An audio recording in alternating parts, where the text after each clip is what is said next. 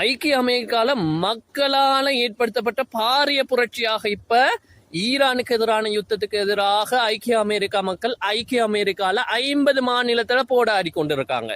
இந்த விஷயத்த சொன்ன நம்புவீங்களா? இதுவரைக்கும் வரலாற்றிலேயே எந்த ஒரு ஜனாதிபதிக்கு எதிராகவும் இந்த அளவான போராட்டங்கள் நடக்கல. உண்மையிலே அவங்க சொல்ற கோசகம் என்னென்றா, நோ கிங், எங்களுக்கு சர்வாதிகார அரசன் வேண்டாம்.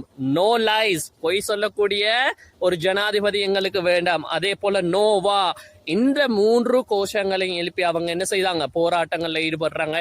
இது ஐக்கிய அமெரிக்க வரலாற்றுல முதன்முறையாக நடைபெறக்கூடிய ஒரு பாரிய புரட்சியாக இருக்கு.